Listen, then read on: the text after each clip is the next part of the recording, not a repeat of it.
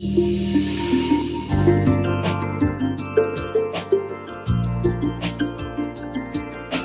know, when we're finishing these days, specifically with our waterborne paints, one of the most critical things is keeping the air dry, clean, moving, to get you the best finish that's possible. Well, how do we do that? What are some of the ways and what are some of the problems that collision repairers are having out there right now? We've stepped inside the booth to talk to Global Finishing Solutions about what it takes to get the air right, get the paint dried, and get it out of here. Mike, thanks for taking the time. Thank you, Chris. This is such an amazing experience. Well, thank you. So, what are some of the problems shops are having with air and drying waterborne? Well, initially the booth was designed to create a nice, clean, safe place to paint a car. Unfortunately, in doing that, it created some things that when we move from a solvent-based to a waterborne-based paint, they create a problem in allowing that to happen. When you put a car inside of a paint booth, there's a laminar and boundary of air that surrounds that car. That boundary layer of air is a very slow-moving layer of air that when waterborne paint, the water that escapes from that, transfers into that boundary layer, the laminar air traps it. Now you've got a problem. Once that becomes completely saturated, there's no place for that air to move. It's trapped along the surface, and the paint simply slows down and stops drying. So it'll take a long period of time. Yeah. So we've developed products, and there's a number of different ways to do that, either to wash or interrupt the air that's creating that laminar and boundary air. So what we've done is we've taken a look at the different ways and methods to do that, and we've come up with what we call the AdvanceCure system. The AdvanceCure system itself actually creates a 600 or 700 feet a minute movement of air that transfers across the surface of that car, interrupting the development of a laminar and boundary air to begin with. Wow, so what are some of the benefits for a shop that's going to have that system on its application and drying process? Well, if you didn't use that, you'd be looking at about 15 minutes to flash the waterborne paint. If you use something that just simply washed the car as opposed to interrupting it, you'd probably look at a 9 or a 10-minute drying time. What we look at with paints is somewhere between 3.5 and 5.5 minutes of flash time.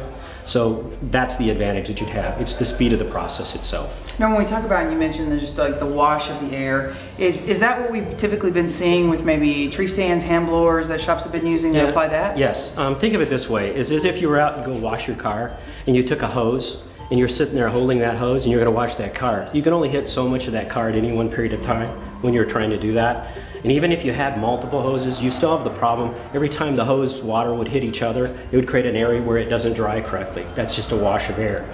So if you interrupt the air, don't allow the laminar and boundary air to flow to begin with, you don't have that creation or that problem with the laminar and boundary air itself being created. Instead, it becomes turbulent. That surface is always moving, so that water can escape. So how does the AdvanceCure system work in the shop's booth? Is it, they just make it part of their everyday cycle? I see that it, you know, the way that it sets. Yeah, the painter would come inside and he would lay down a base layer of paint, and at that point you need to flash that off. And so during the flash process, you turn the AdvanceCure on, the booth stays running, the air that's moving, whether it's a downdraft or a crossdraft or whatever airflow you have, is moving in a direction that creates that laminar and boundary air. We simply turn on the AdvanceCure, it's mounted high in the spray zone itself, that air flows out, creates a wash, or it creates an interruption of that air as it moves across, and the laminar and boundary air stops being created. So Mike, the system looks great, but I know as a painter, one of the things I've been doing over the last couple of years with my water is I've been getting, you know, kind of being trained to put my air directly on what I'm doing. So I've either got my tree stands and I'm going low or high. Does it matter where the system's mounted to keep the air moving no matter what I'm painting, a rocker or even up to a fender? No, it doesn't. It doesn't make any difference what type of airflow you have in your booth as well. All we're trying to do is just to interrupt the creation of laminar and boundary air. So if you're painting in a downdraft, for example, and you're painting the side, the belt line, or the sill of that car, we're going to aim the air just above the top of the car.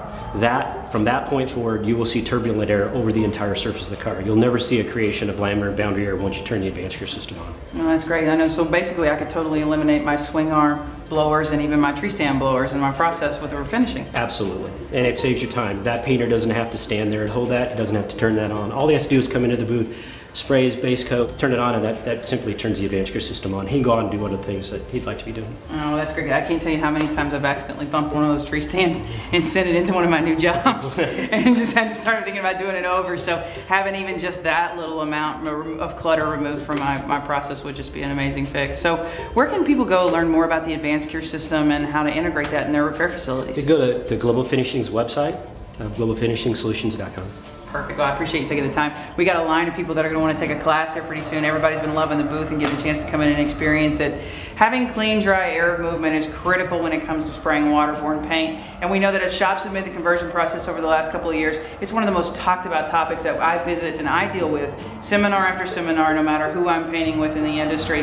Be sure to go and visit their website, learn more about the AdvanceCure system and how it can change the way you're spraying your water today. Thanks.